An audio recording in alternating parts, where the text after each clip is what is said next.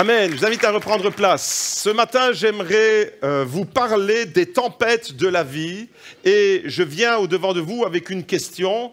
Grandir à travers nos tempêtes. C'est une question, c'est une affirmation, c'est une réflexion que j'aimerais amorcer avec vous. Est-ce que vous pensez qu'il est possible de grandir à travers les tempêtes que nous pouvons traverser dans la vie ? Vous savez, il y a différents types de tempêtes dans la nature. Il suffit d'observer un peu la météo dans le monde entier, sur la planète, et vous vous rendez compte qu'aucune des tempêtes, d'ailleurs, ne fait plaisir. Quand on se retrouve au milieu d'une tempête, ça ne fait vraiment pas plaisir. Et pourtant, il y a des choses à en retirer. Par exemple, dans la nature, il y a des tempêtes de sable. Il y a des tempêtes tropicales, il y a des tempêtes de neige même. Vous voyez, on est vraiment dans des zones géographiques du monde totalement différentes. Le désert, les tropiques, les palmiers, la neige, les tempêtes de neige. Et que l'on soit dans une de ces tempêtes, ça ne fait jamais plaisir. Moi, je me suis déjà retrouvé en Israël, où il y a le vent du désert qui souffle. Et à un moment donné, la visibilité, elle était presque néant. Soisy était avec moi. On se dirigeait vers Jéricho pour aller baptiser des étudiants qui étaient là-bas. Et on ne voyait pratiquement rien à 50 mètres. C'était un épais brouillard. Le vent du désert soufflait. Le sable se soulevait. C'est une tempête de sable. On n'a pas l'habitude dans nos contrées d'avoir des tempêtes de sable, mais de plus en plus, la météo est changée et il se peut qu'on puisse être touché par des tempêtes de sable. Vous avez déjà retrouvé dans votre maison, sur votre table, dans le jardin ou sur votre voiture, une poussière jaunâtre. Ça vient du Sahara. Vous imaginez ça? Le vent soulève le sable du Sahara. Ça peut avoir des effets à des milliers de kilomètres. Traverser la Méditerranée, traverser le sud de l'Europe et venir se déposer sur nos tables et nos chaises, sur notre voiture. Enfin bref, la tempête, quand on s'y retrouve, que ce soit une tempête de sable, une tempête tropicale, avec de la pluie, des rafales, du vent, que ce soit une tempête de neige, ça ne fait jamais bon. C'est jamais plaisant de se retrouver au milieu d'une tempête. Vous voyez, ça, c'est les tempêtes qu'on peut rencontrer dans la nature. Il y a aussi des tempêtes que l'on peut subir à titre personnel et à titre spirituel, psychologique. On peut traverser une période que l'on définit. On est là dans le langage figuré et il s'agit de tempêtes. Et il y a des tempêtes que l'on peut subir. Parce que quelqu'un l'a provoqué et on est embrigadé dans une tempête où un mauvais choix d'un papa peut embarquer toute une famille dans une tempête, ou un mauvais choix d'une maman peut embarquer toute une famille dans une tempête, et les enfants sont pris un peu dans une tempête à cause d'un mauvais choix. Donc il y a des tempêtes que l'on subit dans la vie, peut-être au niveau professionnel, quelqu'un a pris une décision et vous êtes d'une certaine manière tributaire de cette décision. Et il y a comme une tempête qui souffle sur votre vie et vous êtes par moments un peu déstabilisé. Vous voyez, il y a des tempêtes comme ça, on en trouve tout plein dans la Bible, où on est malgré nous embrigadé, on se retrouve au milieu d'une tempête. On peut subir une tempête. Et puis il y a aussi les tempêtes que l'on peut provoquer, celles que nous provoquons nous-mêmes, parce que nous sommes responsables d'une certaine situation et nous avons en fait un certain nombre de choses où nous avons déclenché une tempête.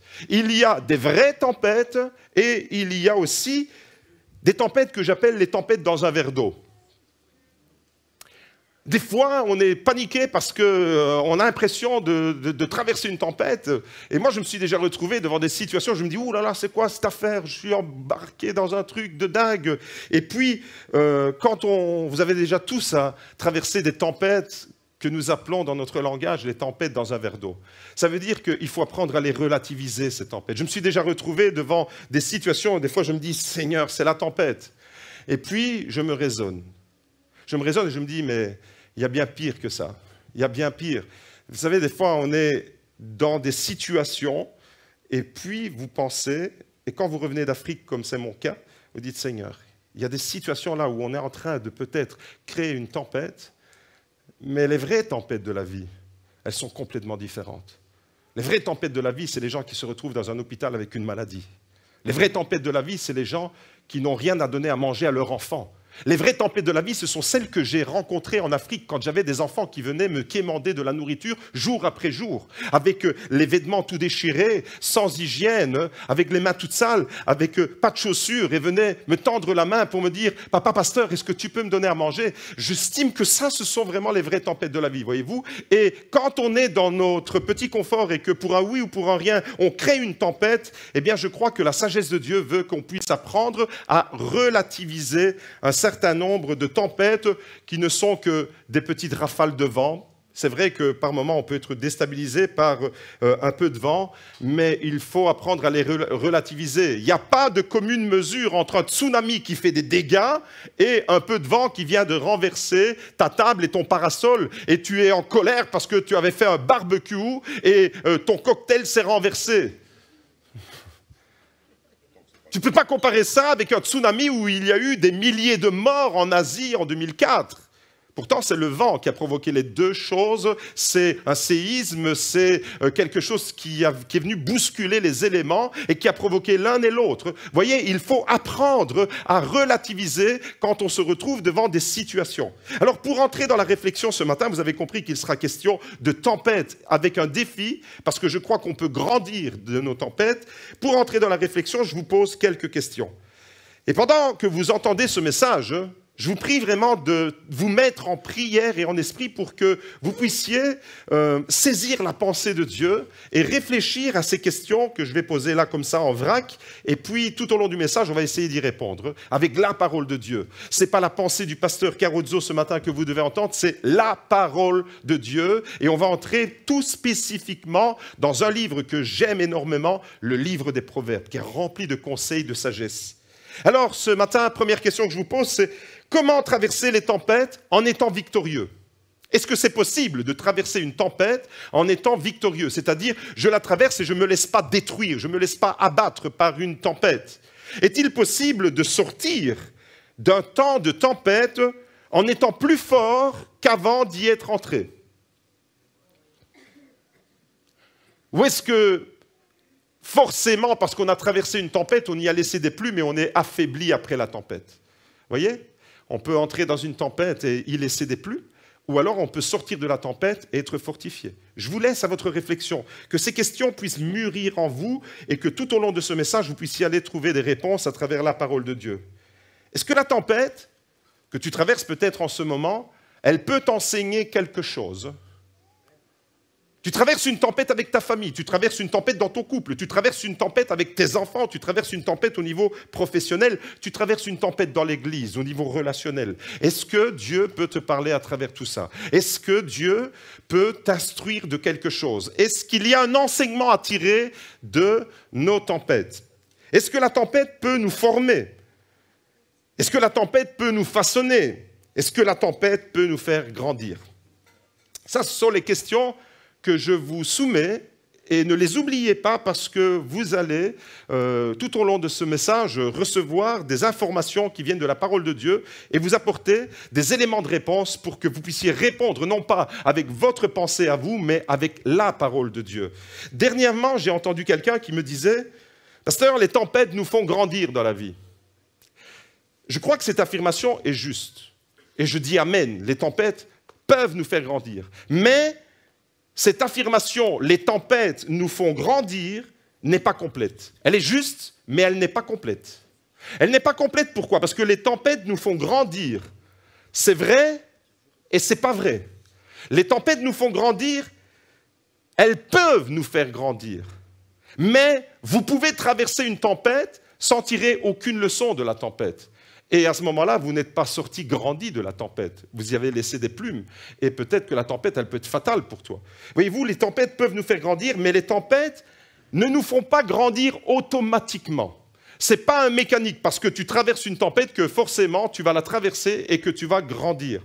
Pour certaines personnes, les tempêtes de la vie, et vous savez de quoi je parle, hein, des tempêtes de la vie, ça peut être des situations que vous rencontrez, auxquelles vous n'étiez pas préparé.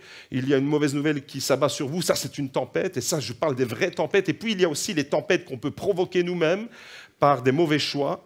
Eh bien, pour certaines personnes, il y a des tempêtes qui sont fatales, qui seront fatales, qui n'arriveront pas à traverser cette tempête en tirant les leçons et en grandissant et en se nourrissant des leçons que Dieu veut communiquer pendant la tempête. De toute façon, que ce soit déjà le cas ou que ce soit à venir, vous allez traverser des tempêtes dans la vie. Je ne veux pas être un oiseau de mauvais augure, mais c'est une réalité universelle. C'est dans le désert, c'est sous les tropiques, c'est au pôle Nord. Il y a des tempêtes de sable, il y a des tempêtes tropicales et il y a des tempêtes de neige. Et dans notre vie, où que l'on soit, quel que soit notre statut, notre niveau social, notre niveau de spiritualité, même si tu prétends être un chrétien spirituel, tu traverseras quand même des tempêtes. Des tempêtes que tu vas te retrouver dans une tempête malgré toi, parce que tu es pris là dans un vent qui souffle, ou tu peux provoquer toi-même ta tempête.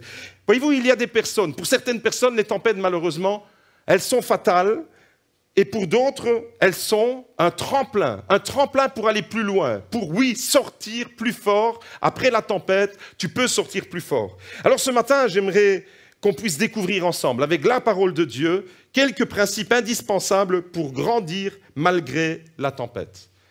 Je crois qu'on peut grandir à travers les tempêtes que nous traversons, mais nous devons découvrir quelques principes indispensables, quelques principes qu'on va tirer dans la parole de Dieu, qui vont nous permettre de grandir, d'intégrer des vérités de la parole de Dieu. Les tempêtes nous font grandir si nous remplissons certaines conditions, pas automatiquement. Les tempêtes nous font grandir si nous remplissons certaines conditions.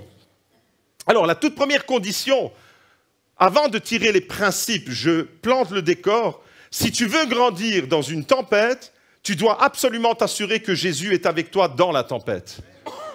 Il t'a fait la promesse, on vient de le chanter, il sera avec moi, dans le feu, il sera avec moi pour calmer les tempêtes. Mais lui, il est avec toi, il sera toujours avec toi parce qu'il est fidèle à son engagement. Mais des fois, c'est toi qui lui lâches la main.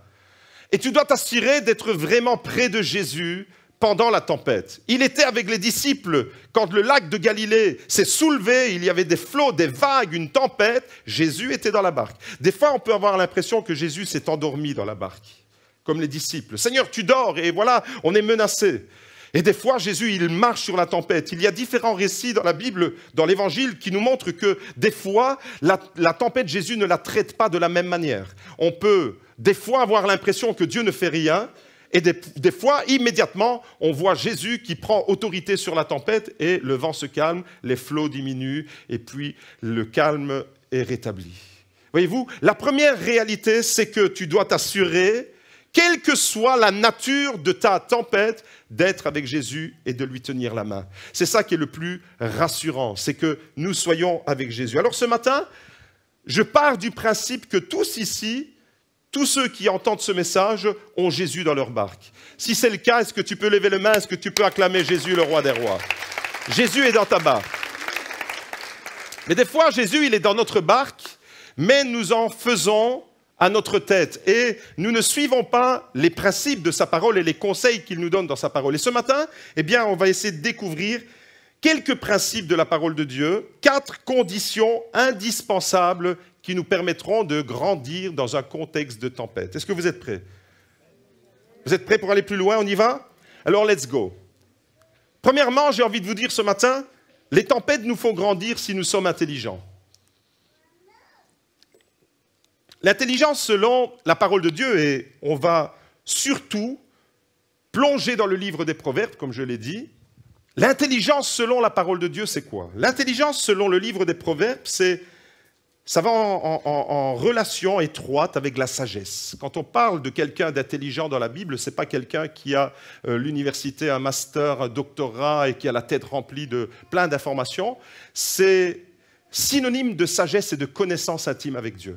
Un homme, une femme intelligente, c'est quelqu'un qui a le cœur rempli de Dieu et qui est sage et qui vit, qui a la capacité, c'est ça la sagesse selon l'intelligence, selon la parole de Dieu, c'est la capacité de percevoir et de comprendre la vérité et de prendre des décisions éclairées sur base de ce que la Bible dit, sur base de ce qu'est la volonté de Dieu.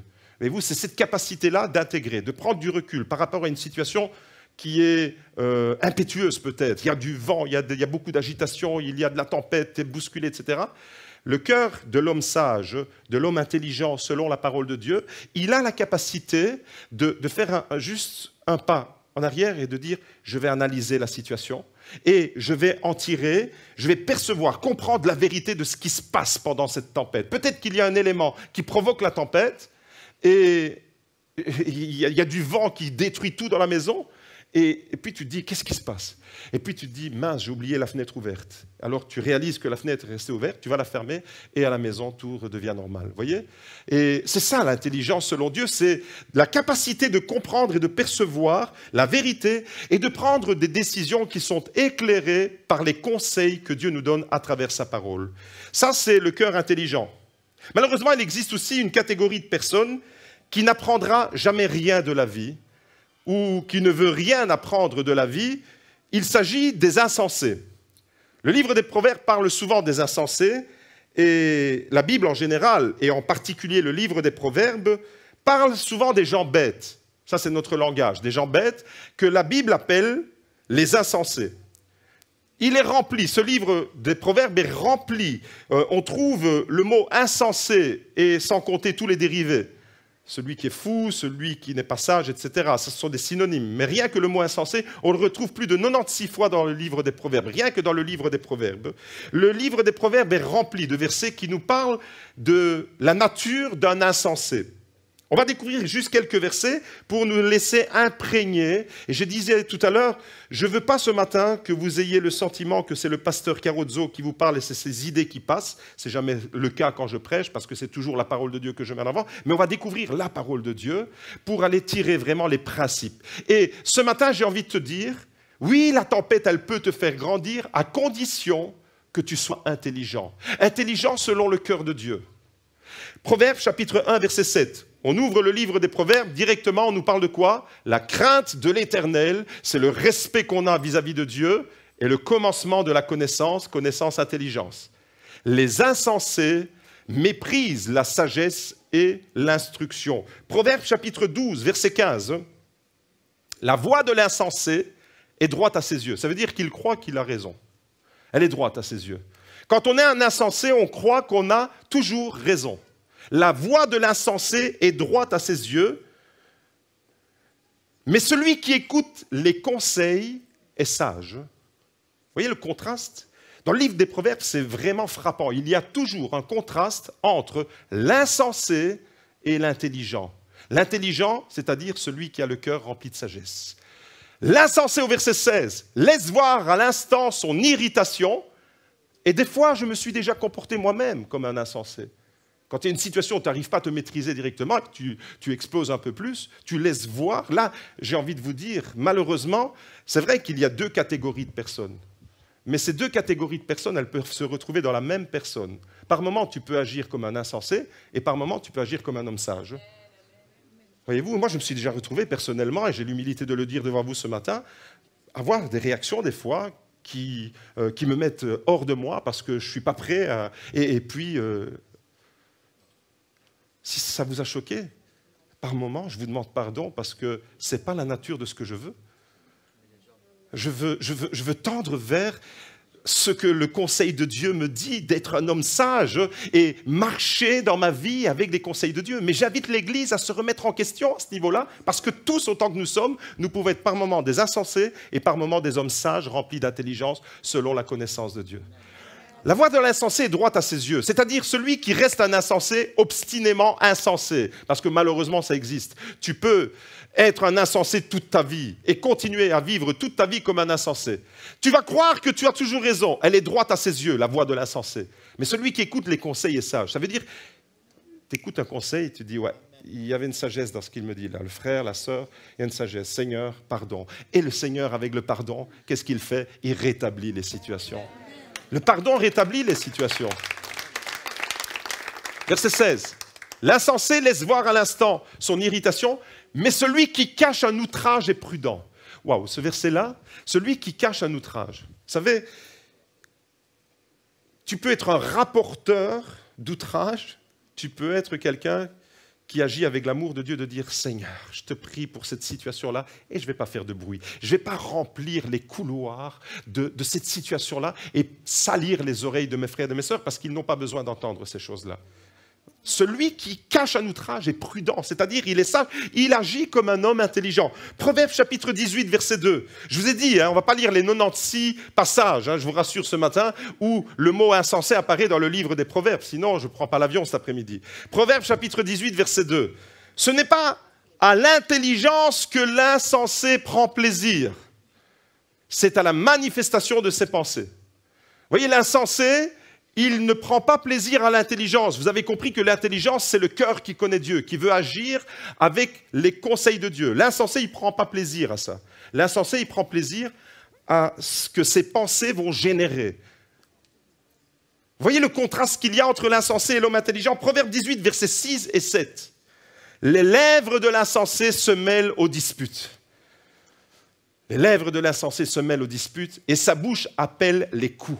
La vendetta, la vindication. Au fait, l'insensé n'est pas dans la dimension du pardon. L'insensé, il est dans la revendication. En fait, l'insensé, il met de l'huile sur le feu. Vous voyez? Les lèvres de l'insensé se mêlent aux disputes et sa bouche appelle les coups. La bouche de l'insensé cause sa ruine. Parce que malheureusement, l'insensé, il peut créer une tempête, l'insensé. Il peut créer une tempête dans un verre d'eau, l'insensé. Il va rapporter des choses, il va tout de suite ébriter toutes sortes de choses. Et malheureusement, tu peux provoquer une tempête, mais j'aimerais te dire que si c'est ton cas et que tu agis comme ça, eh bien la tempête, elle va se retourner contre toi. La bouche de l'insensé cause sa ruine à lui et ses lèvres sont un piège pour son âme. J'aimerais vous dire, on va s'arrêter là avec le livre des Proverbes, parce que sinon on n'en finit plus. Mais vous avez suffisamment d'éléments ce matin à traverser quelques versets pour voir qu'il y a vraiment deux camps, deux situations qui sont complètement différentes. Tu agis comme un homme intelligent, tu suis le conseil de Dieu, le conseil des sages, ou alors tu agis selon tes propres pensées, selon le désir de ton cœur de mettre de l'huile sur le feu, et tu attises les passions. Il n'y a pas que le livre des Proverbes qui nous parle des insensés. Jésus lui-même, dans le Nouveau Testament, nous parle des insensés. Il s'est prononcé sur les insensés. Matthieu chapitre 7, au verset 26, « Quiconque entend de moi ces paroles » Jésus vient de faire un discours extraordinaire et Jésus dit « Mais quiconque entend de moi ces paroles et ne les met pas en pratique sera semblable à un homme insensé qui a bâti sa maison sur le sable. » Quand tu entends la parole de Dieu, des katetas et des katenesh, que ça rentre par là, ça sort par là, et que ça ne percute pas ton cœur, qu'il n'y a aucune remise en question, il n'y a pas de mise en pratique. Vous savez, les croyants non pratiquants, ça n'existe pas dans la Bible. C'est comme si vous aviez une rage de dents, vous allez chez le dentiste et le dentiste vous dit « Je suis dentiste non pratiquant, reste avec ta rage de dents. » Tac dans la gencive. Si tu crois vraiment que Jésus est la vérité, tu ne le crois pas seulement, quand il te parle, tu fais ce qu'il te dit. Tu pratiques ce qu'il te commande. Quiconque entend de moi ces paroles ne les met pas en pratique, il est comment ? Jésus lui aussi s'appuie sur tout ce qu'on vient de découvrir dans le livre des Proverbes. Il est comme un homme insensé qui a bâti sa maison sur le sable. Ça veut dire que l'homme insensé, il va construire, il va faire, il va monter des choses. Ça peut être beau en apparence. Une situation, elle peut être belle en apparence, mais en réalité, elle n'a aucun fondement solide. Et tôt ou tard, parce que tu as construit, tu as élaboré des choses comme un insensé, tes fondations sur le sable vont avoir raison de ce que tu as réalisé et ça va finir par s'écrouler. Alors, quelles sont les caractéristiques des insensés, des gens bêtes? Je vous ai dit ce matin qu'on peut traverser victorieusement des tempêtes à condition qu'on est intelligent. Si je suis intelligent, je peux traverser. Ça veut dire que je vais pouvoir tirer des leçons de cette situation-là. Les caractéristiques des insensés.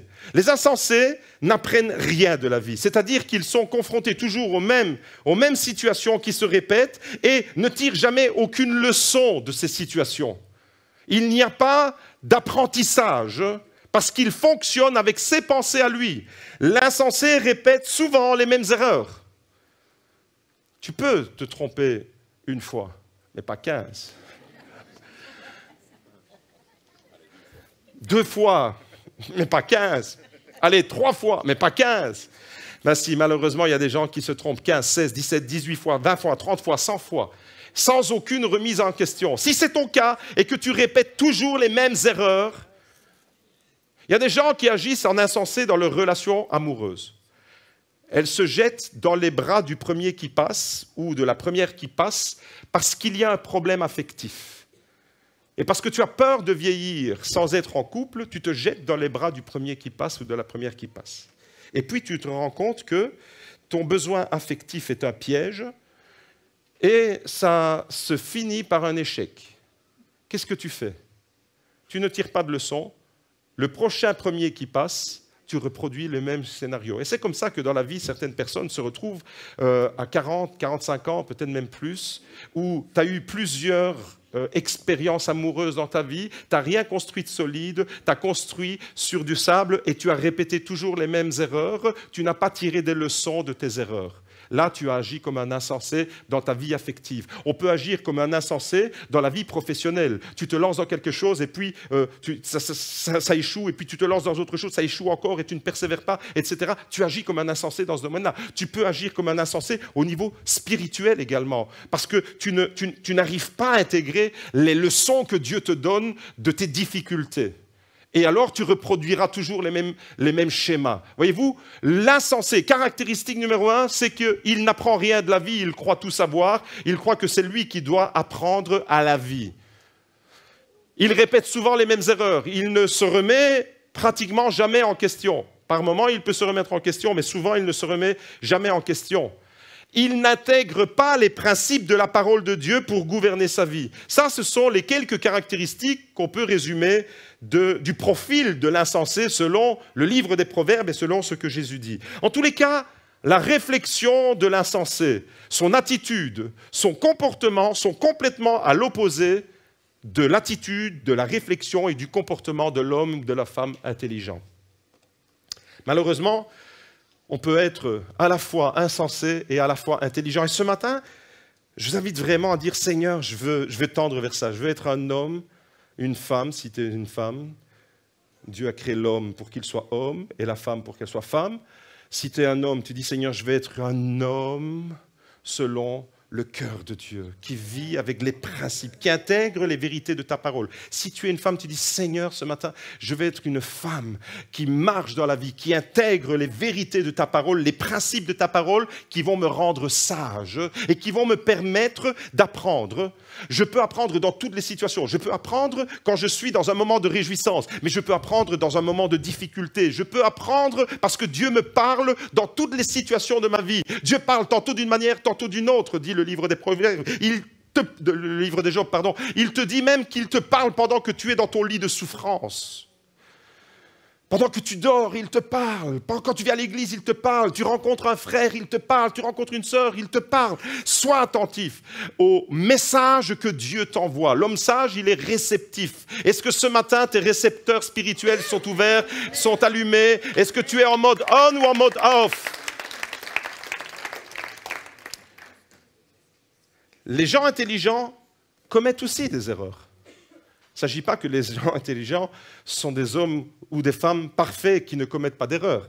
Celui qui n'a jamais commis une erreur, je l'invite à venir ici, s'il vous plaît. Je rassurer. Oui, les hommes intelligents commettent des erreurs. Mais la différence, c'est qu'ils apprennent de leurs erreurs. Les hommes intelligents se laissent interpeller devant une situation par la parole de Dieu. Seigneur, qu'est-ce que tu me dis dans cette situation que je traverse? Quel est le conseil de ta parole? Je veux découvrir le conseil de ta parole. Voilà, j'ai commis une erreur, j'ai peut-être mal agi, j'ai peut-être mal fait, j'ai peut-être pris une mauvaise orientation, j'ai embarqué d'autres dans un mot. Seigneur, qu'est-ce qu'elle me dit ta parole? Je veux le conseil de ta parole. Je veux entendre le cœur de Dieu me parler dans une situation où c'est la tempête peut-être, il y a du vent, il y a des rafales, etc. Mais je veux entendre la parole de Dieu. Et l'homme intelligent, il commet des erreurs, mais il sait corriger sa trajectoire. Vous savez comment on appelle la correction de la trajectoire en langage biblique? La repentance. Sans la repentance, sans la reconnaissance que Seigneur, on a failli, sans la repentance, tu n'avanceras jamais dans la vie chrétienne. Parce que tu croiras toujours que tu as raison et que les autres ont tort. Seigneur, je te demande pardon. Voilà ce qu'est l'attitude d'un homme intelligent dans la Bible. Seigneur, je te demande pardon parce que dans cette situation-là, j'ai mal agi, j'ai mal pensé, j'ai mal calculé. Ça arrive à tout le monde. Les apôtres ont mal agi. Je ne suis pas plus grand que Pierre ou que Paul. Paul et Barnabas, à un moment donné, se sont chamaillés un peu. Ils se sont séparés. Un est allé dans une direction, l'autre dans l'autre. Ensuite, ils se sont réconciliés. Pierre et Paul ont été confrontés. Paul a repris publiquement Pierre parce que Pierre avait un mauvais comportement et Pierre a été remis à sa place par l'apôtre Paul. Mais la parole de Dieu agit dans le cœur de Pierre. Pierre, qui est un apôtre de Jésus, qui a vécu pendant 3 ans, jour et nuit avec le Maître, un jour a dit « Je ne le connais pas ». Au moment crucial, au moment où Jésus allait monter sur la croix, je ne connais pas cet homme. Mais la repentance de Pierre a amené Pierre dans la restauration et le jour de la Pentecôte, quelques jours après, il prêche devant un public et 3000 personnes sont touchées par la puissance de l'évangile, sont baptisées d'eau et l'église n'a jamais cessé de grandir parce qu'il y a un homme qui a su se remettre en question. Mais vous, il ne s'agit pas de jeter la pierre et de lapider Pierre, justement. Il s'agit de dire, Seigneur, je peux être par moments comme Pierre. Je peux me tromper. Mais Seigneur, la différence entre Pierre et Judas, vous savez c'est quoi ? C'est que Judas, la Bible nous dit qu'il a eu des remords. Et les remords conduisent à la mort. Mais la repentance conduit à la vie. Pierre a connu la repentance, Judas a connu les remords. Les remords, c'est-à-dire, tu t'en veux, mais il n'y a pas de remise en question. Tu te dis, j'ai des remords, ça s'est mal passé, etc. Mais il n'y a pas de changement substantiel en toi. Tandis que la repentance, elle amène un changement radical en toi. C'est tu prends conscience d'une situation et tu dis, Seigneur, pardon. Pardon. Et là, quand tu viens avec cette attitude devant Dieu, je peux te garantir 100% que quand tu viens avec cette attitude devant Dieu, Dieu te définit comme un homme intelligent. Dieu te définit comme une femme intelligente et comme quelqu'un qui va reprendre le chemin de la plus belle façon. La bonne nouvelle ce matin, première bonne nouvelle que je vous annonce, c'est que si tu es dans un camp, dans le mauvais camp, tu peux passer dans le bon camp. Avec Dieu, il y a toujours la possibilité. Ce n'est pas 2 voies où ce n'est pas possible de passer d'un camp à l'autre. Non, non, tu es dans la voie peut-être des insensés en ce moment, parce que tu agis toujours selon tes pensées à toi, selon tes principes à toi, tu n'écoutes pas le conseil de Dieu, tu es un cheval qui te cabre, tu es indomptable. Si tu restes comme ça, tu connaîtras la fin des insensés. Je t'invite à redécouvrir le livre des Proverbes, à te le réapproprier. Mais la bonne nouvelle ce matin, c'est que si tu agis comme ça par moment dans ta vie, et que tu prends conscience ce matin de dire, Seigneur, j'ai mal agi, j'ai mal pensé, j'ai mal calculé, j'ai mal géré la situation, mais Seigneur, je te demande pardon, je veux passer dans le camp des hommes sages, je veux passer dans le camp des hommes et des femmes intelligents qui connaissent le cœur de Dieu. La bonne nouvelle, c'est que tu peux changer de camp ce matin. Alléluia! Ça, c'est la grâce de Dieu, voyez-vous. L'homme est impitoyable. L'homme est impitoyable. Tu peux faire 1000 bonnes actions. Tu manques une chose. Tu vas être jugé. Tu vas être déclassé. On va noircir ton tableau. Du super mec ou de la super fille que tu étais, tu vas devenir la pire personne. Tu as fait 1000 bonnes choses. Tu en as juste manqué une. Ça, c'est le cœur de l'homme, il est impitoyable. Heureusement, le cœur de Dieu n'est pas impitoyable, parce que quand tu viens avec cette attitude-là de dire « Seigneur, je te demande pardon, j'ai mal agi », le cœur de Dieu, il te réintègre, il te redonne, il croit en toi, il a confiance en toi. C'est ça le cœur de Dieu. Mes amis, j'aimerais vous dire ce matin, les gens intelligents font preuve de sagesse. Ça, c'est la caractéristique des hommes intelligents. On a vu la caractéristique des hommes insensés. Ils font preuve de sagesse dans les situations. Ils marchent avec Dieu. Marcher avec Dieu, qu'est-ce que ça veut dire? Ça veut dire, je définis que je suis un croyant et que je suis chrétien et je vais aller à la marche pour Jésus et je vais prendre une banderole, je marche pour Jésus. C'est pas ça. Alors, j'encourage les marches pour Jésus. Évidemment, je les encourage parce qu'on doit témoigner dans la rue de Jésus. Et si vous pouvez aller à une marche pour Jésus, allez-y, il n'y a aucun problème. Mais marcher avec Dieu, marcher avec Jésus, ce n'est pas ça. Marcher avec Dieu, c'est marcher avec les principes de la parole de Dieu tous les jours de ta vie. Mettre en pratique la parole de Dieu. Mettre en pratique l'amour de Dieu, l'amour du prochain, le pardon. C'est ça, marcher avec Dieu. Si tu n'intègres pas ça, ne te définis pas comme une personne qui marche avec Dieu. L'homme intelligent, la femme intelligente continue d'apprendre. Toute sa vie, il continuera d'apprendre. Toute sa vie. Je bénis le Seigneur parce que vendredi soir, à l'issue du cours Alpha, j'ai Mamie Francine, qui vient me voir, on se salue, et elle me dit « Mbio, C'est merveilleux, pasteur. On en apprend toujours. J'en apprends toujours. Elle revient au cours alpha. Mamie, est-ce que tu peux crier combien d'années ça fait que tu as donné ta vie à Jésus? On ne compte plus. 1982, ça fait combien, ceux qui sont forts en maths? 40? 41 ans. 41 ans que mamie marche avec Jésus. Vendredi, elle me dit, j'apprends toujours. C'est merveilleux la parole de Dieu. Elle est venue au cours alpha, elle l'a appris. Et je lui dis, mamie, ça, c'est l'attitude d'un cœur pur devant Dieu, d'un cœur sage et un cœur intelligent qui sait toujours apprendre de nouvelles choses. Et moi, qui vous enseigne semaine après semaine la parole de Dieu, j'ai l'impression de ne rien connaître de Dieu parce que j'ai encore tellement à connaître, tellement à découvrir. Je veux jusqu'à mon dernier souffle, quand Dieu dira, maintenant tu fermes les yeux, je te reprends à la maison. Jusqu'à ce moment-là, j'aurai encore à apprendre. L'homme sage et intelligent, c'est celui qui apprendra tous les jours. Tu apprends de tes expériences, tu apprends des tempêtes, tu apprends des coups durs, tu apprends des moments de victoire, ce qui t'a conduit à la victoire. Bénis le Seigneur pour cela, mais je crois que des fois, l'échec, il est encore plus un enseignant pédagogue qu'une réelle bénédiction et un succès, une victoire que tu peux remporter. L'homme sage, il est enseignable. Ça veut dire qu'il a un cœur qui se laisse enseigner, et l'homme sage, la femme sage, sait se remettre en question. Tout le contraire de celui qui agit comme un insensé. J'aimerais te dire ce matin, l'intelligence selon la Bible, ce n'est pas un cerveau rempli de connaissances. L'intelligence selon la Bible, c'est un cœur rempli de sagesse. Ça, c'est l'intelligence selon le cœur de Dieu. Et quand tu marches avec Dieu réellement, tu deviens intelligent.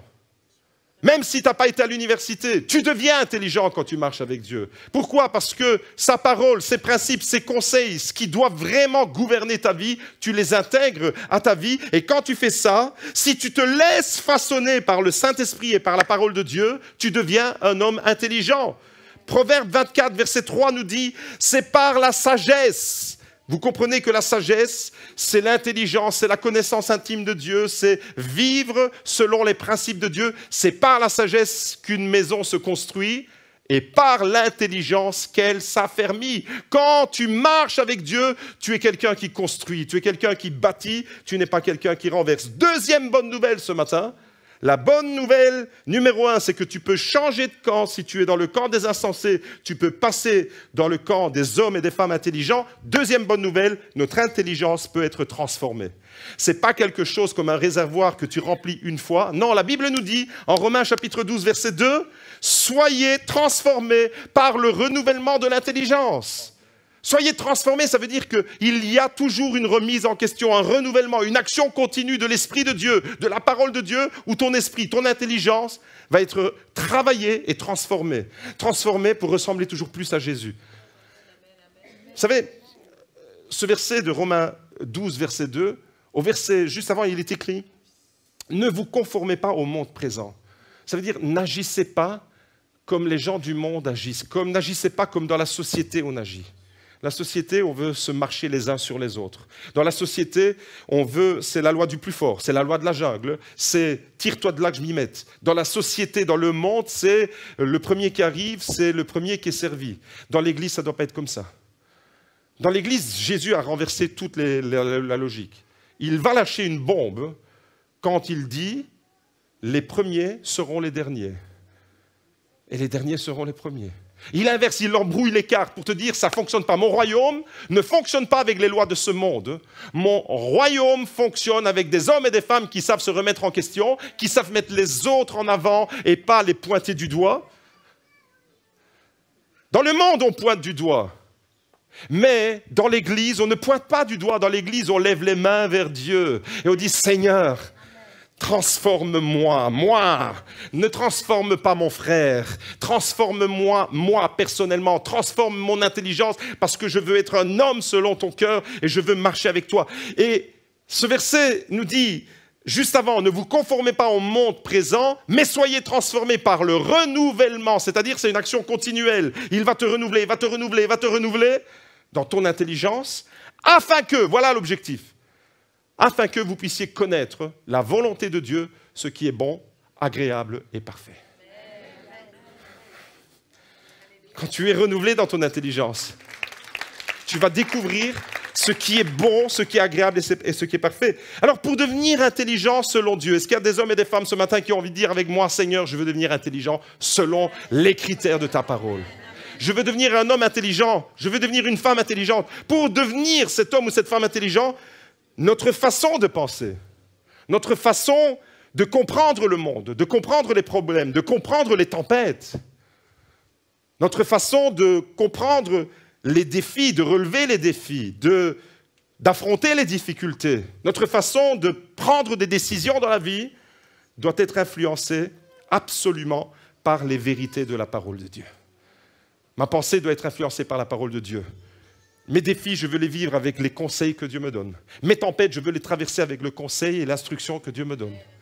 Voilà, c'est ça un homme intelligent. C'est un homme qui tire profit. Et tu seras, oui, grandi de ta tempête si tu deviens un homme intelligent. Mais si tu es bête, pardonne-moi de te le dire, si tu es bête, tu resteras dans la tempête. Et tu ne grandiras pas et tu ne traverseras pas la tempête. Si tu es bête, tu as compris, c'est quoi? Je ne suis pas en train de vous insulter ici, parce que je me mets dans le premier. Je suis en train de dire, si tu es un homme insensé, à travers tous les versets qu'on vient de découvrir, alors tu ne tireras aucune leçon. Je crois ce matin qu'il est tout à fait possible de grandir. Premièrement, si nous sommes intelligents. Deuxièmement, il est tout à fait possible dans la tempête de grandir si nous sommes humbles. L'intelligence appelle l'humilité. Ça, c'est le deuxième critère. Tu vas grandir dans ta tempête si tu te montres humble. C'est le deuxième facteur de croissance et de développement, l'humilité. L'humilité, c'est peut-être la caractéristique numéro 1 à laquelle on doit penser quand on pense à Jésus. Jésus, c'était l'humilité incarnée. Lui qui est Dieu n'a pas estimé comme une proie arrachée d'être l'égal de Dieu, mais il s'est dépouillé lui-même, prenant l'apparence, prenant l'allure, prenant la condition d'un homme. Il s'est dépouillé lui-même. Et dans ce même verset, juste avant, l'apôtre Paul nous dit « Considérez non seulement vos intérêts, mais aussi les intérêts des autres. » L'humilité, facteur de croissance dans la tempête. Je crois que tu peux te développer. Vous savez, le livre des Proverbes exalte l'intelligence versus contre l'insensé, et le livre des Proverbes exalte l'humilité et nous met en garde contre l'orgueil. Parce que l'insensé fonctionne avec l'orgueil, tandis que l'humilité fonctionne avec le cœur intelligent. Vous voyez, c'est des binômes, ça va ensemble. Tu es intelligent, tu es humble. Tu es insensé, tu es orgueilleux. C'est ensemble que ça va. Proverbe chapitre 15, verset 33, regardez ce qu'il est dit à propos de l'humilité. L'humilité précède la gloire. Celui qui se rend humble, c'est Dieu qui se charge de l'élever. Proverbe 16, verset 18, regardez maintenant ce qu'il est dit à propos de l'orgueil. L'orgueil précède le désastre et un esprit arrogant précède la chute. Vous voyez, il y a encore un contraste entre, pas seulement l'intelligence et l'insensé, mais entre l'humilité et l'orgueil. L'humilité nous permet de traverser les tempêtes. L'humilité permet de grandir dans la tempête. L'humilité conduit à la grâce de Dieu et aux bénédictions de Dieu. Par contre, l'orgueil est une des causes qui provoquent par moments certaines tempêtes. À cause d'un cœur orgueilleux, je peux provoquer une tempête. Si je vais à la confrontation avec le premier qui me regarde un peu de travers chaque fois et que je n'ai aucune remise en question, eh bien, je vais provoquer des tempêtes partout. J'aurais dû m'appeler ouragan peut-être. Mais je serai un homme, une femme querelleuse, je serai un homme et une femme qui va provoquer des tempêtes. L'orgueil cause des tempêtes, l'orgueil entraîne la chute, des conflits et des divisions, malheureusement. L'orgueil est vraiment une condition à l'opposé de ce que Dieu prône pour son royaume. Ce que Dieu prône pour son royaume, c'est l'humilité, l'humilité, l'humilité, l'humilité. Et l'orgueil, c'est tout à fait le contraire. Proverbe 29, verset 23. L'orgueil d'un homme le conduit à l'humiliation. En réalité, quand tu es orgueilleux, tu as l'impression d'être supérieur aux autres. Ça, c'est ton impression à toi. Ce sont tes pensées à toi. Mais la vérité, c'est que l'orgueil va te conduire à l'humiliation. C'est Proverbe 29, verset 23. Je ne sais pas s'il peut apparaître. Il n'y est pas? C'est pas grave. Je vous le dis de mémoire. L'orgueil d'un homme le conduit à l'humiliation, mais celui qui est humble d'esprit obtient la gloire. Vous voyez, ça va dans le même sens que les 2 versets précédents. Alors, tu peux être une personne qui a tout, absolument tout pour être heureuse. Tu peux être un homme, tu peux être une femme que Dieu a béni. Ta situation, tu as tout pour être heureux. Regarde ta situation. Et dis-toi que même si tu es dans les difficultés, des fois les difficultés dans lesquelles tu es, ça ressemble à une tempête dans un verre d'eau. Il y en a d'autres, des difficultés qui sont bien plus graves. Il y en a d'autres, des tempêtes qui sont bien plus destructrices. Et ne te trompe pas d'analyse. Malheureusement, tu peux avoir tout pour être heureux. Tu peux avoir une super famille, tu peux avoir une superbe église, tu peux avoir de merveilleux projets. Et tu peux tout perdre et tu peux tout ruiner à cause de ton orgueil. À cause de ton orgueil, tout peut être capoté. Quand tu marches réellement et sincèrement avec Dieu, je crois, quand tu marches réellement, marcher avec Dieu, c'est-à-dire intégrer les principes de la parole de Dieu, tu deviens humble. Tu deviens intelligent, numéro 1. Numéro 2, tu deviens humble, parce que l'Esprit du Fils de Dieu habite en toi. Et quand tu marches avec Dieu, qu'est-ce qu'il veut faire, Dieu, dans la marche que tu as avec lui? Qu'est-ce qu'il veut faire? Quel est l'objectif que Dieu poursuit avec nos vies sur terre? Il veut nous transformer pour qu'on puisse ressembler toujours à Jésus-Christ. Et si Jésus est humble, alors je dois lui ressembler dans l'humilité. Seigneur, pardonne-moi parce que par moments mon cœur est orgueilleux. Combien de personnes sont prêtes à faire cette prière avec moi? Seigneur, pardonne-moi parce que mon cœur est trop souvent orgueilleux. Et j'ai besoin de cette humilité. Viens me façonner, Seigneur. L'humilité te fera triompher là où l'orgueil te fera échouer. Ça, c'est la vérité de la parole de Dieu. L'humilité te fera triompher là où l'orgueil te fera échouer. Tu as été béni. Ne passe pas à côté de toutes ces bénédictions. Vous savez, l'orgueil peut ravager, peut détruire et ruiner bien des situations. Des couples ont été brisés parce que l'orgueil a pris le dessus. Aucun des deux ne voulait s'avouer vaincu. Aucun des deux ne voulait dire « c'est vrai, tu as raison ». La fierté, par moment, alors il y a des cas de divorce et de séparation qui sont vraiment réels. Et ne soyez pas culpabilisés si vous avez connu cette situation-là. Okay? Mais des fois, il faut aussi entendre un discours plus large, de dire « Seigneur, par moment, j'ai peut-être ruiné une situation à cause d'un entêtement orgueilleux. » L'orgueil a détruit des couples. Des familles ont explosé à cause de l'orgueil. Des frères et des sœurs, dans la même famille, dans la fratrie, ne se parlent plus des fois pendant des années à cause de l'orgueil. À cause qu'il n'y en a pas un qui dit « je suis prêt à faire le premier pas pour aller sonner à sa porte, prendre le téléphone et dire « ah, c'est moi ». Des fois, il y a des enfants qui ne regardent plus les parents ou les parents qui ne regardent plus les enfants pour un oui ou pour un non. On joue dans la cour des petits, on joue au bac à sable ou on est avec Jésus? Allô? Je vous secoue un peu ce matin, mais avec la parole de Dieu.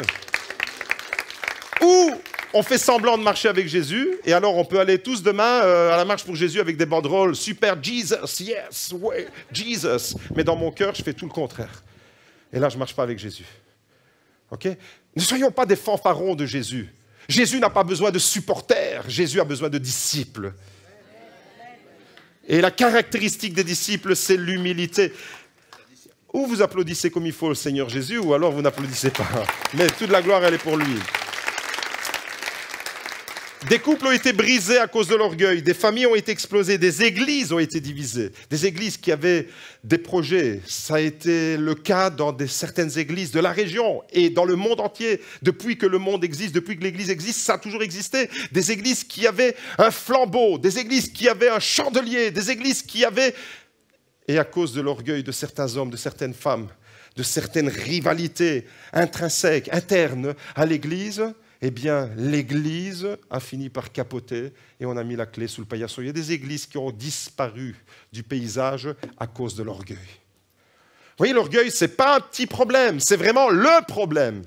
Des couples explosent, des familles se déchirent, des églises sont divisées, des pays sont ravagés par la guerre qui ne finit jamais. Vous pensez à qui en ce moment? Sûr et certain, à Poutine. Parce que je pense à lui aussi. L'orgueil détruit des vies, l'orgueil détruit des nations entières. Au lieu d'investir de l'argent dans la recherche médicale, au lieu d'investir des millions, des milliards dans la santé publique, d'améliorer les conditions de vie d'autres personnes, on investit des milliards et des milliards pour se former des armes pour détruire l'autre. C'est la folie, c'est l'orgueil. L'orgueil va avec la folie. Est-ce que vous me suivez ce matin? À cause de l'orgueil, toutes ces choses arrivent. Ce n'est pas un petit problème, l'orgueil. Dans l'Église, l'orgueil, ce n'est pas un petit problème, c'est un problème majeur. Dans ton couple, l'orgueil, ce n'est pas un petit problème, c'est un problème majeur. Dans ta famille. Je prie en ce moment que le Saint-Esprit vous mette à cœur de prendre le téléphone dès que le culte est fini, d'appeler quelqu'un pour lui dire, allez, on oublie, on va de l'avant.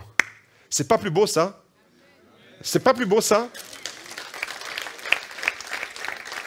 Par contre, j'ai envie de dire, si l'orgueil produit toutes ces choses, par contre, le contraire est vrai. Des couples ont été sauvés du naufrage, des familles ont été réconciliées, des églises ont été bénies, ont continué à être bénies, à prospérer, à grandir, à croître, à connaître une croissance exponentielle. Des pays entiers ont prospéré grâce à l'humilité de quelques personnes, grâce à l'humilité d'un père de famille, d'une mère de famille, eh bien c'est la bénédiction dans la maison. Grâce à l'humilité des frères et des sœurs dans l'église, c'est la bénédiction dans l'église. Grâce à l'humilité, il y a des familles qui sont réunies à nouveau. L'humilité, elle produit toutes ces choses.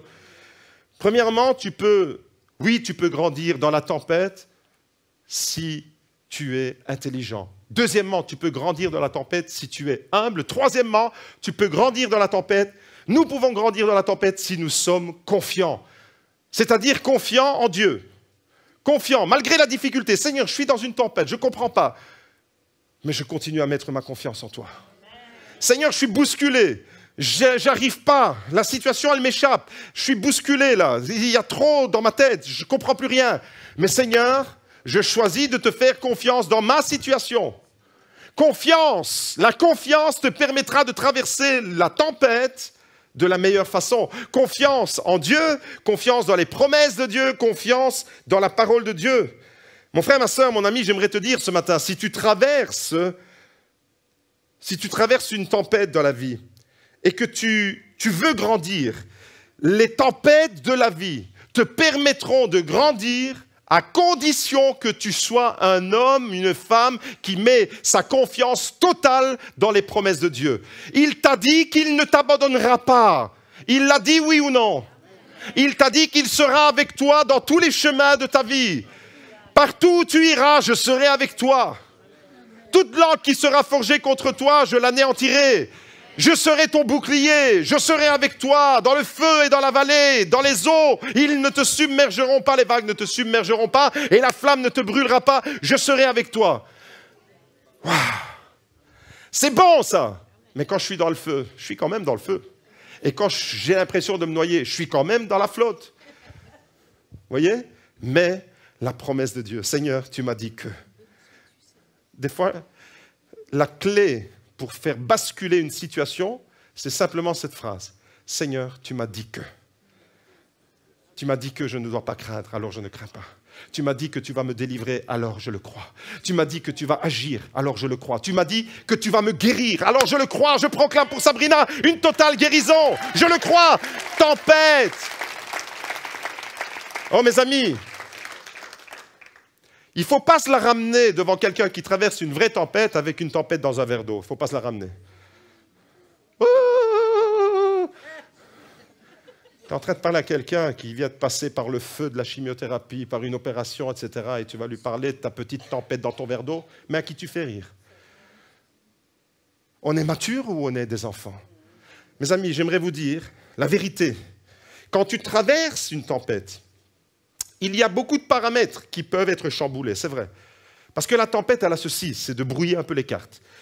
Beaucoup de choses peuvent t'échapper. Tu ne comprends pas pourquoi tu peux ressentir un sentiment devant la tempête de colère. Seigneur, pourquoi je dois traverser cette tempête? Qu'est-ce que j'ai fait? Pourquoi ça tombe sur moi? Ça, c'est quand tu subis une tempête et que tu en es victime et que tu n'as pas demandé pour être dans cette tempête. Et des fois, tu peux être dans ce sentiment-là. Tu peux ressentir un sentiment d'injustice. Pourquoi ça arrive à quelqu'un de ma famille?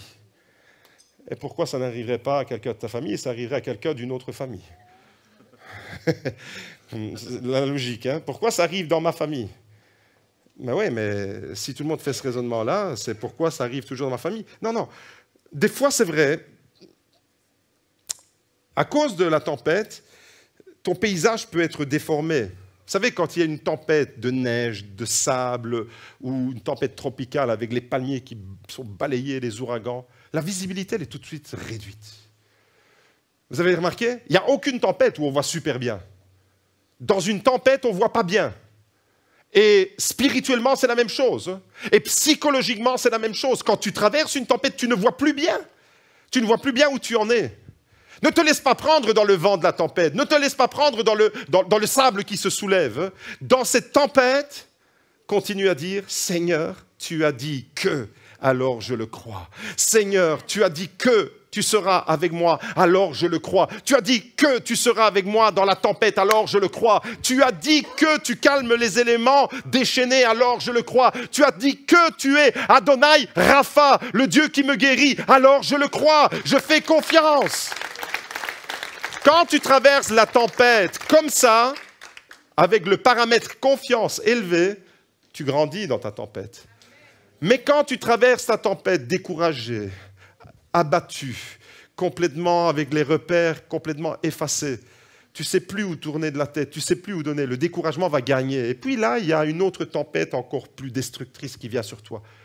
Le diable, il vient en rajouter une couche. Quand tu es dans cette condition-là, le diable, il vient, il te dit, t'es affaibli? Tu crois que Dieu t'a abandonné? T'es la proie facile pour moi. Je viens te dévorer maintenant. Vous voyez, spirituellement. En fait, le diable ne peut venir que là où on lui prête le flanc. Le diable ne peut venir dans ta vie, dans une situation, que là où tu as laissé une ouverture. Et le découragement est une ouverture. Les querelles sont des ouvertures. Les conflits sont des ouvertures. Là où il y a conflit, querelle, découragement, rancœur, etc., c'est autant de portes ouvertes qu'on laisse. Alors oui, le diable il peut venir et il peut continuer le travail de la tempête. Mais ce matin, tu peux dire, Seigneur, je ferme toutes les portes. Toutes les portes. Dans la tempête, je ferme la porte de la colère, je ferme la porte de l'injustice, je ferme la porte de la querelle, de la dispute, de l'envie. Je ferme toutes ces portes et j'ouvre la porte à ta grâce. Dans ma tempête, ta grâce va se manifester. Dans ma tempête, ta bénédiction va me rejoindre. Dans la tempête que tu vis, mon frère, ma sœur, la bénédiction de Dieu peut venir te rejoindre. Et cette confiance-là, elle te permettra alors de grandir. La tempête peut effacer bien des repères dans ta vie, mais tu ne dois jamais oublier la chose la plus importante. C'est de placer ta confiance totale et absolue dans le Dieu de l'impossible. Même quand tu ne comprends pas le comment du pourquoi. Je ne suis pas en train de dire que tu comprends tout. On n'a pas besoin de comprendre tout dans la vie pour que ça fonctionne. Moi, je vous assure, cet après-midi, je vais prendre l'avion. Je ne comprends pas comment ça fonctionne un réacteur d'avion. Je m'en fous, je n'ai pas besoin de le savoir. Je vais quand même bénéficier du vol, avec la grâce de Dieu. Vous n'avez pas besoin de comprendre tout. Qui a déjà passé un scanner ou une IRM ici? Les mains qui se sont levées, est-ce que vous êtes capable de m'expliquer comment ça fonctionne un IRM? Tu n'as pas besoin de comprendre. Tu fais ton examen et laisse les gens qui sont spécialistes pour ça comprendre et t'expliquer. Laisse-toi faire. À un moment donné, l'hyper-contrôle, quand tu veux tout comprendre, tout essayer de maîtriser, bah, tu provoques des tempêtes avec ça. Non, tu n'as pas besoin de tout comprendre. Et des fois, même quand tu ne comprends pas le comment du pourquoi, tu dois continuer à faire confiance à ton Dieu. Le Dieu de l'impossible est avec toi dans la tempête. Mon frère, ma sœur, lorsque ta foi elle est éprouvée à cause d'une tempête, alors, lorsque ta foi elle est éprouvée, en même temps, elle est raffinée, elle est renforcée. Quand tu traverses la tempête de cette façon-là, oui, tu peux dire, je grandis à travers ma tempête. Je suis un homme qui tire des leçons, je suis une femme qui tire des leçons. Vous savez, quand on parle de tempête, le premier personnage qui nous vient à l'esprit avec la Bible, c'est Noé. Noé, il ne s'agit pas d'une tempête pour Noé, il s'agit d'un véritable cataclysme planétaire, ce que la Bible appelle le déluge. Noé a traversé le déluge victorieusement. Pourquoi Noé a traversé le déluge victorieusement? Parce qu'il a placé sa confiance totale, 100% confiance dans le Dieu qui lui a dit « fabrique-toi une arche ». C'est la confiance, la foi de Noé, c'est la foi de Noé. Confiance, foi égale confiance, qui a permis à Noé de traverser la tempête, le déluge. Daniel s'est retrouvé dans la fosse au lion. Il a traversé victorieusement cette tempête. Daniel a fait confiance 100% à son Dieu et son Dieu a fermé la gueule du lion. Il y a un lion qui veut te dévorer en ce moment. Tu es dans la tempête à cause de ça. Fais confiance à ton Dieu. L'apôtre Paul s'est retrouvé en Méditerranée. Un naufrage, l'apôtre Paul a été sauvé par son Dieu. Pourquoi? Parce que dans le naufrage, le seul dans l'embarcation qui était dans une paix profonde, c'était qui? C'était Paul. Pourquoi Paul fait contraste avec tous les autres qui étaient dans le bateau? Pourquoi? Actes chapitre 27, vous lirez ça chez vous. Pourquoi? Parce que Paul faisait confiance 100% à son Dieu. La confiance de Noé lui a permis de traverser le déluge. La confiance de Daniel lui a permis de traverser à travers les crocs du lion, sans être, et même pas égratigné. La confiance de l'apôtre Paul l'a épargné d'un naufrage. Mes amis, j'aimerais vous dire ce matin, si tu veux continuer, toi, dans ta situation, à grandir malgré la tempête que tu traverses, place ta confiance totale. Redécouvre, parce que tu vas me dire, oui, mais moi je crois en Dieu. Si tu raisonnes comme ça, c'est que tu n'as rien écouté de mon message. Je sais que je m'adresse à des croyants, parce que sinon vous ne serez pas là. Je ne suis pas en train de dire que tu ne crois pas en Dieu. Je suis en train de te dire, élève ton niveau de confiance. Élève ton niveau de confiance dans ta tempête. C'est ça que je suis en train de vous dire. Élève, quand la tempête est là, élève ton niveau de confiance dans le Dieu de l'impossible. À cause de certaines tempêtes, vous savez, le résultat c'est quoi? C'est qu'il y a des personnes qui ont perdu confiance en Dieu, en elles-mêmes et dans les autres. Une situation difficile que tu traverses a comme conséquence, si tu ne réagis pas convenablement, de casser la confiance. Tu traverses une situation qui te bouscule, ce que j'appelle depuis le début de ce message tempête. Et parce que tu continues à être bousculé, tout doucement, tes repères sont effacés, ta visibilité est réduite, tu perds confiance en Dieu. Tu perds confiance en toi. Tu perds confiance dans tes frères, dans tes sœurs. Et le diable, qu'est-ce qu'il fait? Il t'isole. Il a réussi d'une certaine manière à atteindre son objectif. Alors, ce matin, à travers la tempête, Dieu te dit, mon frère, ma sœur, si toi tu traverses une tempête, parce que peut-être que tu as déjà traversé des tempêtes, peut-être que tu traverses une tempête, mais une chose est certaine, c'est que tu en traverseras encore. Eh bien, Dieu te dit ce matin, élève ton niveau de confiance. Tu peux retrouver cette confiance.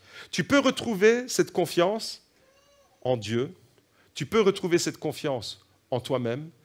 Tu peux retrouver cette confiance chez les autres. Comment faire? Premièrement, si tu veux retrouver confiance en Dieu, passe du temps avec Dieu. Si tu ne passes pas du temps avec Dieu, tu ne vas pas retrouver cette confiance. Passe du temps avec Dieu, découvre, redécouvre sa nature aimante. C'est-à-dire, dans l'épreuve, rappelle-toi que Dieu est amour. Rappelle-toi qu'il veut ton bonheur. Rappelle-toi qu'il veut te bénir. Rappelle-toi qu'il t'a créé pour que tu sois heureux et pas malheureux. Rappelle-toi de toutes ces choses. Rappelle-toi des vérités de la parole de Dieu. Rappelle-toi de qui est Dieu, de sa fidélité, des bénédictions, des interventions de Dieu dans ton passé. Rappelle-toi de sa présence. Quand tu étais au plus bas, il est venu déjà te relever. Rappelle-toi de toutes ces choses. Et ça va faire renaître une confiance dans ton cœur en ton Dieu. Deuxièmement, passe du temps avec toi-même. Beaucoup de personnes ont perdu confiance en leurs propres moyens, en elles-mêmes. Développe une meilleure compréhension de qui tu es. Redécouvre ton identité en Christ. Redécouvre que tu es un enfant de Dieu, aimé de Dieu, béni de Dieu, sauvé par Dieu. Et l'épreuve, la tempête que tu traverses en ce moment ne va pas effacer tout ce que Dieu a fait dans ta vie et ne va pas annuler tous les projets que Dieu a pour ton avenir. Non, non. Rappelle-toi qui est Dieu, rappelle-toi ton identité, développe cette meilleure compréhension que tu peux avoir de toi-même. Identifie objectivement tes forces et tes faiblesses. Reconnaître ses points forts, ce n'est pas de l'orgueil, c'est reconnaître que Dieu t'a donné des qualités. Eh bien, ne les diminue pas, ces qualités. Reconnais tes points faibles avec humilité. Vous savez, une des choses que la tempête efface, c'est notre objectivité. On devient subjectif dans la tempête. Il y a un homme qui s'appelle Élie dans la Bible, il est devenu subjectif. Une tempête est venue sur sa vie et il dit à Dieu, reprends-moi, c'en est fini, j'en veux plus de la vie. Il dit à Dieu, je me suis retrouvé tout seul devant tous ces faux prophètes de Baal, etc., moi seul. Il n'était pas objectif quand il disait ça. Dieu lui dit, non, non, non, qu'est-ce que tu racontes, toi, tout seul? Je me suis réservé 7000 hommes. Il y en a 7000 avec toi qui n'ont pas fléchi les genoux devant Baal. Vous voyez, ça c'est l'objectivité de Dieu. Dieu remet la vérité là où Élie était en train de dévier. Élie croyait qu'il était tout seul. Et Dieu lui dit non. Et Élie, il doit redécouvrir alors. Et il doit redécouvrir qui est son Dieu. Il doit redécouvrir qui il est lui-même. Mon frère, ma sœur, j'aimerais te dire ce matin, ce n'est pas parce que tu as commis une erreur que tu es une erreur. Ce n'est pas parce que tu as connu un échec que tu es un échec. Jamais avec Dieu ça fonctionne comme ça. Seigneur, j'ai commis une erreur. Ouais, l'humilité, je te fais confiance, Seigneur. Je te fais confiance et on va aller de l'avant. Seigneur, j'ai commis une erreur. Oui, je te demande pardon. Et le Seigneur te dit, allez, on va de l'avant. Élie avait commis une erreur, mais Dieu va le rejoindre. Il lui dit, allez, on se remet sur le chemin et on continue à avancer. Dis à ton voisin, vas-y, remonte sur le chemin et continue à avancer et ne t'arrête pas. Troisièmement, les tempêtes, elles te volent une confiance que tu avais chez les autres. Tu ne fais plus confiance aux autres de la même manière. C'est souvent par là que ça commence d'ailleurs. Tu te refermes comme une huître. Et je l'ai mis en troisième position, mais en réalité, c'est souvent là que ça commence. La première chose, c'est que tu ne fais plus confiance aux autres à cause d'une situation, à cause d'une tempête. Après, tu te retrouves tellement seul, et puis tu te dis, je ne me fais même plus confiance à moi-même. Et après, tu te dis, mais je ne fais plus confiance aux autres, je ne fais plus confiance à moi-même, je ne fais plus confiance à mon Dieu. Et là, le diable, il t'a isolé. Voyez-vous, eh bien, Dieu te dit ce matin, tu peux retrouver cette confiance que tu as perdue avec moi, avec toi et avec les autres. Dis-le, avec moi, avec toi et avec les autres. Seigneur, je veux retrouver cette confiance. Je veux croire dans ton projet.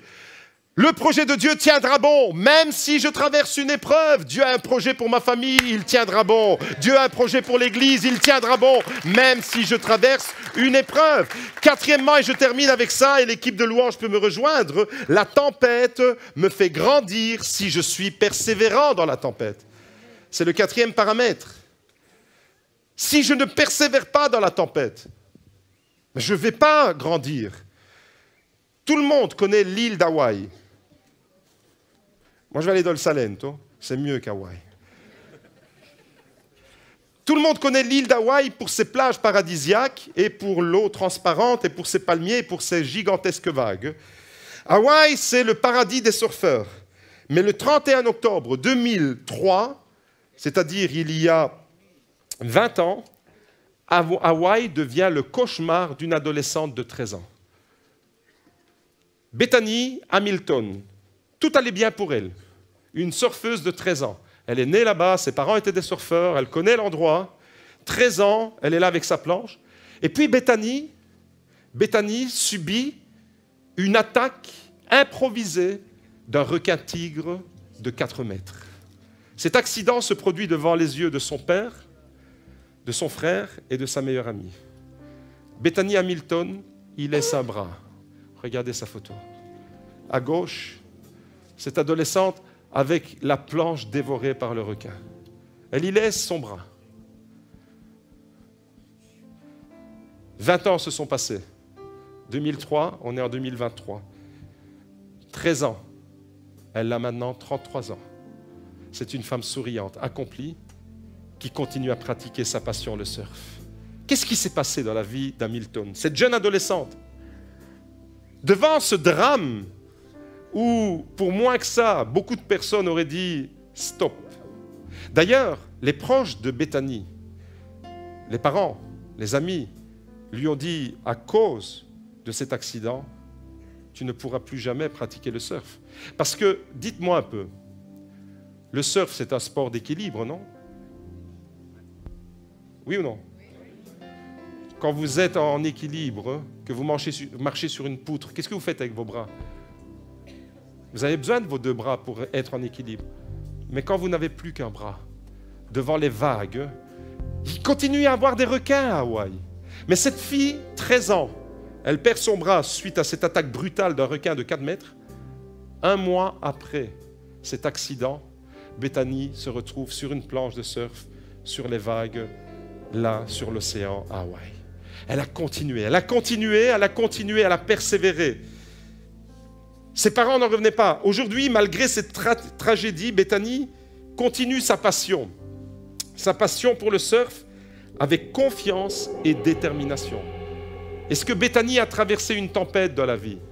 Oui. Est-ce que c'est une tempête dans un verre d'eau? Non. Une vraie tempête. Est-ce qu'elle y a laissé quelque chose dans la tempête? Oui. Elle y a laissé son bras. Mais sa détermination, sa foi en Dieu ont eu raison de la tempête. Est-ce que vous êtes avec moi ce matin? Est-ce que vous me suivez? Cette jeune fille, malgré la tragédie, Bethany a continué, elle a poursuivi avec une confiance totale. Tout le monde lui disait, c'est fini, stop, tu ne remonteras plus. Mais 1 mois plus tard, elle est déjà sur une planche. Sa foi en Dieu, sa confiance, sa persévérance et sa résilience, la capacité d'endurer un coup dur et de tenir bon, de dire, allez, 13 ans, je vous parle d'une ado de 13 ans, hein. Je ne suis pas en train de vous parler de quelqu'un d'adulte, mature. Je suis en train de vous parler d'une adolescente qui est devenue un modèle.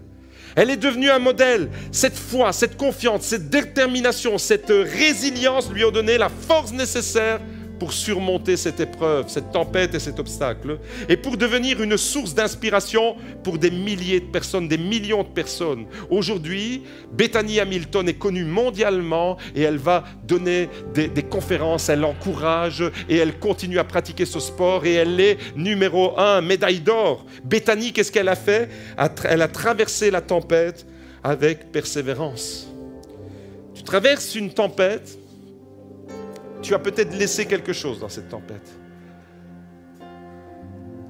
Chacun de nous, on va peut-être y laisser quelque chose dans la tempête. Mais le projet de Dieu est plus grand et plus puissant que ce que tu vas laisser dans la tempête. Cette femme, elle est une source d'encouragement que si elle avait gardé ses 2 bras, elle n'aurait jamais pu être cet outil que Dieu utilise maintenant pour aller encourager et tenir des conférences. Un peu comme Nick Vujicic. Jacques chapitre 1 verset 2. Regardez ce que Dieu dit de la tempête. Mes frères du GLC Beaudour, mes sœurs du GLC Beaudour, considérez comme un sujet de joie complète les diverses épreuves, sous-entendu les tempêtes, les diverses épreuves que vous pouvez rencontrer, sachant que la mise à l'épreuve, c'est-à-dire la tempête de votre foi, produit la persévérance. Considérez comme un sujet de joie. C'est pas naturel ça. Parce que quand je suis dans une épreuve, je n'ai pas de sujet de joie. J'ai des lamentations, j'ai des murmures, j'ai de la colère, j'ai un sentiment d'injustice. La parole de Dieu me dit, change tes paramètres. Change tes paramètres. Considère comme un sujet de joie les diverses épreuves que vous endurez parce que Dieu a un projet derrière la tempête. Dieu a un plan qui se cache derrière une tempête. Regardez ici, sachant que la mise à l'épreuve, c'est quoi? C'est la tempête. Sachant que la mise à l'épreuve de votre foi produit la persévérance. Dieu veut que tu deviennes quelqu'un de persévérant. Et c'est pas à la première difficulté, à la première petite vague qui t'a fait tomber de ta planche à voile ou de ton surf que tu vas dire, Seigneur, j'abandonne tout. La première petite difficulté, la première petite chamaillerie dans l'église, une tempête dans un verre d'eau, Seigneur, je saute du navire. Maturité. Seigneur, dans ma situation, tu me dis que tu as un projet derrière tout ça. Mais je dois atteindre cet objectif comment? Avec persévérance. Avec persévérance. Sans persévérance, tu n'obtiens rien. Celui qui persévérera jusqu'à la fin, dit Jésus, sera sauvé. Si tu dois persévérer, ça implique implicitement, la persévérance te dit, sans le dire, qu'il qu'il va y avoir des obstacles, des difficultés, des tempêtes, le vent va souffler. Le vent va souffler sur ta maison. C'est Jésus qui le dit. La pluie va tomber sur ta maison. C'est aussi Jésus qui le dit. Elle va être secouée, ta maison. C'est aussi Jésus qui le dit. Mais ta maison tiendra ferme. Pourquoi? Parce que tu n'as pas construit sur le sable, tu as construit sur le roc. Tu as construit sur le roc de la parole de Dieu. La tempête n'aura pas raison de toi, mon frère, ma sœur. La persévérance, tu peux couler et sombrer dans une tempête. Si ce matin, il y a des personnes qui ont envie de dire « Seigneur, j'ai envie de couler dans ma tempête », vous n'étiez pas au bon endroit. Parce que je suis venu avec vous, ce matin devant vous, avec une bonne nouvelle. C'est que si le diable veut te faire croire que tu vas couler, tu vas sombrer dans ta tempête, que le projet de Dieu est anéanti, non! Ce matin, j'ai envie de dire, tu peux avancer, grandir à travers ta tempête. Ce matin, le Saint-Esprit t'a rappelé, il nous a rappelé 4 vérités essentielles. C'est pas tout de dire j'ai Jésus dans ma barque, j'ai Jésus dans ma vie. Je l'ai accepté en 1991, le 30 août. J'aime le répéter. J'ai accepté Jésus. C'est quand que tu as accepté Jésus dans ta vie? Bientôt, on va entendre les témoignages. 25 juin prochain, des témoignages de vie touchés par l'amour de Dieu. Je l'ai accepté ce jour-là. J'ai donné ma vie à Jésus. C'est bien de dire j'ai accepté Jésus, mais c'est mieux de dire je continue à marcher avec Jésus.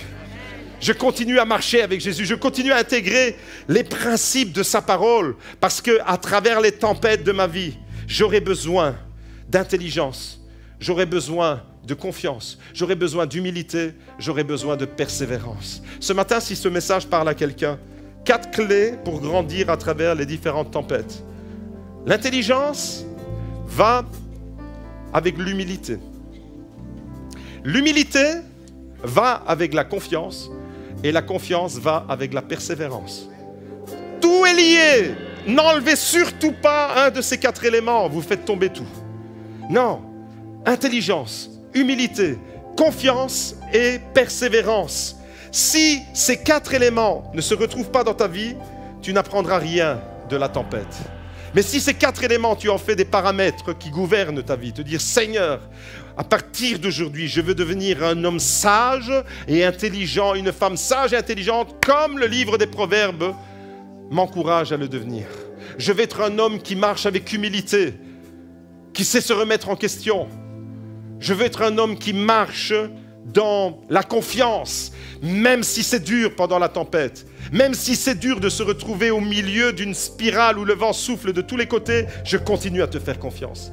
Je continue à te faire confiance. Normalement, tu devrais déjà être en prière là. Normalement, là, ton esprit devrait déjà être en prière, les mains levées, de dire Seigneur, je veux intégrer toutes ces vérités-là. Seigneur, ce matin, je veux persévérer. J'ai besoin de cette persévérance. J'ai besoin de toi, Seigneur. Ce matin, tu peux te positionner, tu peux faire cette prière avec moi. Tu peux demander à Dieu, Seigneur, élève mon niveau d'intelligence et de sagesse. Combien de personnes veulent le dire avec moi? Seigneur, élève mon niveau d'intelligence et de sagesse dans la tempête. Élève mon niveau d'intelligence. Dans la tempête que tu traverses, élève mon niveau d'intelligence et de sagesse.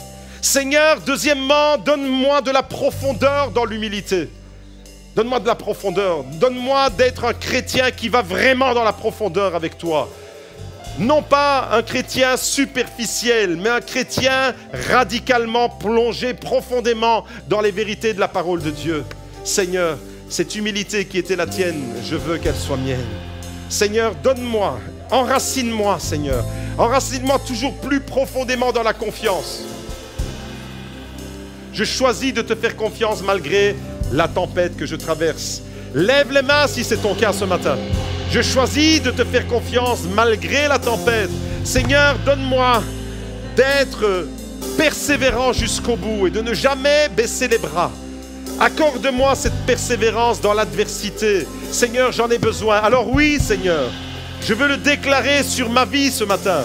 Et moi, en tant que pasteur, je le déclare sur l'Église. Je le déclare sur chacune de vos vies. Si ces 4 paramètres, tu les intègres à ton existence régulièrement, quelle que soit la tempête que tu traverses, quel que soit l'ouragan que tu traverses, quel que soit l'océan agité que tu dois traverser, la bénédiction de Dieu sera sur ta vie. Je déclare la victoire de Dieu sur ta tempête. Et si ce matin, tu le désires, si ce matin tu as envie d'aller plus loin avec Dieu et de dire « Je refuse que la tempête me jette par terre, je me relève et je continue à avancer », alors avance-toi devant, nous allons prier ensemble. Viens devant et dis-lui « Seigneur, j'ai soif de toi, je veux marcher avec intelligence, je veux marcher avec confiance, je veux marcher avec confiance et humilité, je veux persévérer dans mon adversité ce matin. » On va lui dire « Abrite-moi, Seigneur, même si les océans se déchaînent, abrite-moi dans le creux de ta main. Abrite-moi, Seigneur. Je veux faire de ces vérités-là, je veux les faire miennes, Seigneur, les principes de ta parole. Au nom de Jésus, alléluia.